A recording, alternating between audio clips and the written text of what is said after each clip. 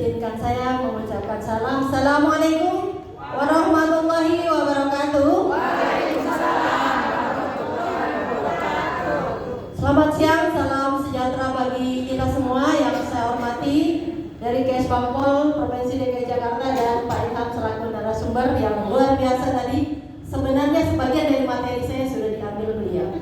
Tinggal saya melakukan penajaman. Pertanyaan saya sekarang ini, ibu-ibu sudah kedinginan? Ya. Sudah kedinginan ya? Sama kayak saya. Oke, kalau begitu berdiri yuk. Kita sebelum masuk materinya nggak berat-berat ya, ringan-ringan saja. Oke, kalau saya bilang pagi, tepuk sekali. Pagi.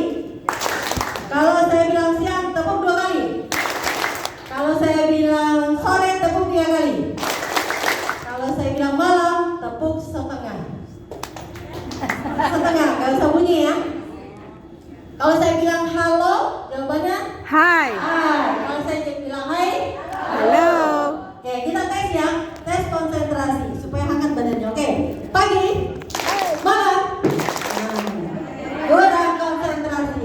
Kalau nggak konsentrasi, nggak boleh duduk. Setuju? Yakin? Yakin? Oke. Pagi, siang, malam. Belum hai, halo. Oke, hai. Halo. Pagi, siang, malam. Ya, masih ada juga yang kira-kira. Oke, pagi, malam. Pagi, siang, malam. Alhamdulillah, selamat duduk. Terima kasih ibu atas yang hari ini luar biasa. Pasti ibu-ibu ini semua cantik-cantik. Amin. Ya dong, ibu-ibu perempuan ya. Hanya satu yang ganteng, dua yang ganteng di ruangan ini. Oke, ibu-ibu tadi sudah dipaparkan sama Pak Ilham ya, begitu banyak ya indeks pembangunan manusia kita yang diantara laki-laki dan perempuan gapnya yang luar biasa tadi ya, terkait dengan peran perempuan dalam politik representatif demokrasi di DKI Jakarta. Dan juga tadi juga Pak Ilham sudah memaparkan ya bahwa sebenarnya yang datang di TPS itu lebih banyak perempuan. Boleh materinya sambil jalan ya, sambil next aja ya Mas. Oke. Jadi keterwakilannya luar biasa. Populasinya lebih banyak perempuan. Keterwakilannya sedikit. Tadi sudah juga angka-angkanya sudah jelas tuh tadi 17 bahkan 17,9. Wakilnya yang ada calonnya, ada berapa calon di DKI Jakarta untuk perempuan? Berapa persen? 30%. Nah, kenapa itu nggak terwujud? Padahal yang datang di TPS itu lebih banyak perempuan daripada laki-laki. Kira-kira menurut ibu apa alasannya? Kasih uang. Karena perempuan banyak waktu di rumah. Sosialisasinya kurang. Oke. Yang lain selain sosialisasi? SDM-nya kurang. SDM-nya kurang. Kurang apanya? Kurang apa ini SDM-nya? Kurang apa? Kepercayaan juga kurang. Kurang apa ini perempuan? Kok Kurang 87% datang di TPS, tapi yang jadi boro-boro 30%. Padahal calonnya ada 30% loh calonnya. Tadi Pak Ilham sudah sampaikan ada zipper namanya, di mana di antara 3 harus ada 1 perempuan. Ya, berarti ada 30%. Minimal calonnya aja sudah ada 30%. Nah, persoalannya dari calon yang akan jadi itu berapa persen? Nah, apa selain sosialisasi? Kurang Kedua, kepercayaan. wawasan perempuan kurang. Kepercayaan terhadap perempuan. Oh, perempuan hanya penampilan, kualitasnya kurang. Nah, Aduh, perempuan kurang sendiri percaya hanya kepada perempuan nih. Apalagi Bu? Tidak ada pembelaan perempuan terhadap perempuan. Karena apa Bu? Simpati iri hati, betul kan? Oh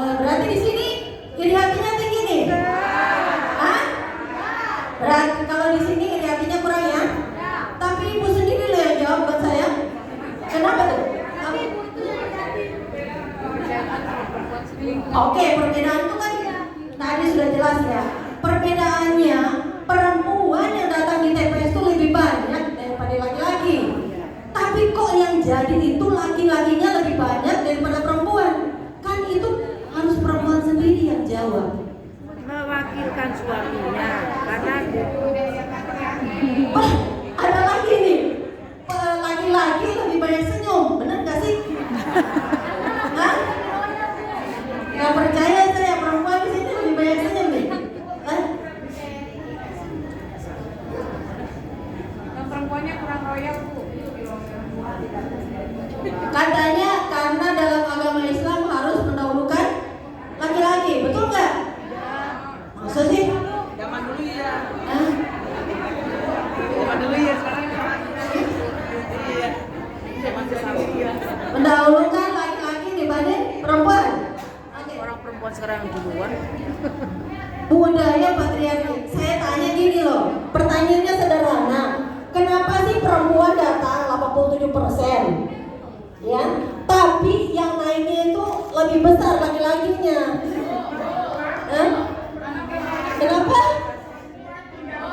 Itu dia jawabannya. Pada saat ke TPS, para ibu-ibu nyoblosnya siapa? Cowok.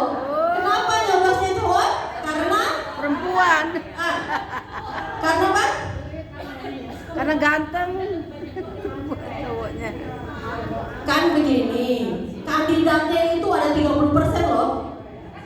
Minimal 30%, berarti kandidatnya itu ada 30%. Persepsi kepemimpinan Bu, persepsi kepemimpinan tuh lebih cenderung ke laki-laki. Persepsi kepemimpinan, artinya kepemimpinan perempuan dianggap Tidak lemah gitu ya. Karena udah bercoba. Ibu-ibu yang punya banyak duit siapa? Laki-laki. Tadi sudah dipaparkan sama Pak Ilham. Sosialisasinya. Benar. Katanya ekonomi, pendidikan itu data statistik kan. Terus apa lagi tadi? Kesehatan. 3. Ya. Jadi selain tadi ada nomor urut.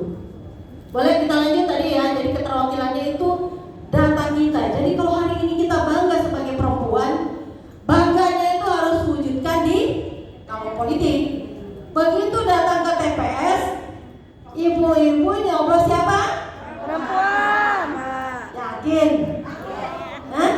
Enggak. Nah ini dia, katanya menghargai laki-laki, makanya gak pernah akan terwujud karena perempuan tidak menghargai perempuan. Ya, betul nggak? Katanya kualitas, tadi terjawab kualitas perempuan. Gimana mau berkualitas kalau peran aja tidak diberikan? Ya kan? Yang sering datang, yang sering jadi narasumber siapa? Laki-laki. Karena perempuan katanya tidak berkualitas. Yang bagaimana dia membangun kualitasnya? Karena tidak pernah diberi kesempatan. Ingat ibu-ibu, kualitas itu dibentuk berdasarkan kesempatan. Kualitas itu dibangun dari kesempatan. Kalau kesempatan itu tidak setara diberikan, maka yakin dan percaya kualitas juga semakin menipis. Makanya tadi wajar kalau ada perempuan di sini hari ini yang datang, ya tidak mengubah mindset, tidak mengubah pemikiran. Ya jangan harap tuh keterwakilan, karena yang bisa wujudkan hanya kita semua. Ibu-ibu yang jadi anggota DPR itu banyakkan nomor urut 1. Padahal nomor urut 1 siapa yang nentuin? Partai ya? Partai? Yakin? Tergantung uangnya. Hah? Tahuan itu kayaknya. Boleh lanjut ini selainnya boleh. Aduh. Partai. Yang menentukan itu kan dari pimpinan partai. Yang mimpin partai siapa? Laki-laki. Banyak kan siapa? Laki-laki. Iya. Padahal nomor urut itu 60% menentukan dia terpilih. Jadi banyak kan orang yang terpilih itu Nomor urutnya berapa? 1. Kalau perempuan tadi sudah dibahas tadi, kalau perempuan tidak menempati urutan 1, maka yakin dia harus bekerja keras. Karena sistem pemilu kita ini proporsional, terbuka, dan suara yang terbanyak. Suara terbanyak itu salah satunya adalah perempuan itu berada di bursa pasar bebas. Apa itu bursa pasar bebas? Ya, laki-laki bersaing dengan laki-laki, bersaing perempuan bersaing juga dengan laki-laki, perempuan bersaing dengan perempuan. Pokoknya bursa pasar bebas. Bahkan perempuan pun tadi mereka bukan hanya bersaing antar partai, ya, tapi bersaing juga internal partai. Jadi sistem pemilu kita masih seperti itu, ya. Tapi kalau komitmen ibu-ibu tidak memilih, boleh saya tanya di sini, siapa di sini yang ketika dia di TPS pemilu 2024 kemarin memilih perempuan? 1, 2, 3, 4, 5, 6, 7, 8, 9, 10. Hanya 10% dari 100 orang yang hadir yang pintar-pintar di sini, ya kan? Ya wajar kalau yang jadi juga hanya 10%, hanya 17%. Kenapa tuh? Kenapa ya perempuan tidak memilih perempuan? Kualitas. Sekian yang dikenal cuma laki-laki. Sosialisasi. Minimal ibu tahu namanya dong. Kenceng, Bu. Yang nomor 1, Ya. nomor 1 siapa ya? Pak Dedi. Nomor 2 Rahman. Nomor 3 siapa? Siti. Wah, yang 2 sama 3 ini pasti perempuan. Saya nggak kenal, coblos karena dia perempuan. Hah? Oh, ini dia serangan fajar nomor 1 katanya. Boleh Mas, slide-nya lanjut Mas. Nanti slide-nya nggak habis. Boleh sambil dilihat ya. Serangan fajar. Yang suka serangan fajar kata Pak Ilham tadi, perempuannya pelit. Perempuan perhitungan. Kalau harga cabai di sini 1.000, di sini 500. Pindah dia di sini, hanya beda 500 rupiah. Itu pemilih menurut jenis kelamin 50,09, 49,9. DPT-nya itu bilangnya begitu, ya, lebih banyak perempuan. Terlebih lagi Pak Ilham tadi sudah menjelaskan yang datangnya itu ke TPS itu lebih setia ibu-ibu, ya, tapi ibu-ibunya pilih laki-laki. Boleh lanjut. Ini sebenarnya real, Bu, ya. Boleh lanjut ya. Jadi ini real. Tidak perlu kita bertanya kenapa ya. Nggak perlu. Karena kita sebenarnya bertanya pada diri kita sendiri, ya kan? Kita punya kesadaran nggak? Ya, kita mau mendukung perempuan nggak? Banyak ini. Banyak alasannya kenapa kita nggak mau milih perempuan. Yang nggak berkualitas, ya ini, banyak banget alasannya.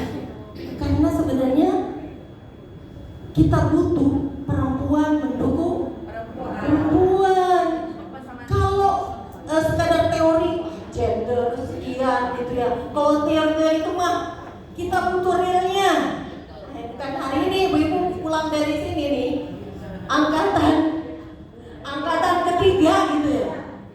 Oh iya, tak kenal maka kata saya dulu anggota KPU Jakarta Timur, kemudian dulu juga anggota Bawaslu DKI Jakarta, sekarang dosen, ya, sekaligus direktur dosen di Magister Manajemen SMA Trisakti. Oke, itu tadi tak kenal kalau saya nggak sempat diperkenalkan. Oke, lanjut kita. Ya, jadi di bawah target lah, perempuan, iri hati, itu semua bagian-bagian dari penyakit-penyakit perempuan, ya. Tapi tidak berarti kita itu tidak mendukung perempuan. Ada di suatu daerah penyelenggara pemilu, tim selnya, tahu nggak tim sel? Tim seleksinya 5 perempuan. Tapi produknya apa? Tidak satu dilahirkan di situ. Laki-laki semua. Luar biasa.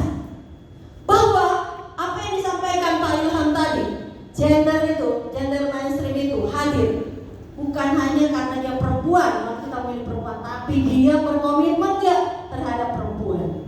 Itu nomor satu. Pikirannya boleh perempuan, tadi Pak Ilham sudah sampaikan, tapi mindsetnya mendukung perempuan. Jangan sampai perempuan yang ada di sini di angkatan 3 nih keluar di sini malah lebih parah daripada itu. Karena biasanya perempuan sering banget memotong perempuan. Setuju nggak? Alasannya iri hati, alasannya sederhana, ya. Nah itu yang kita sudah sangat sayangkan.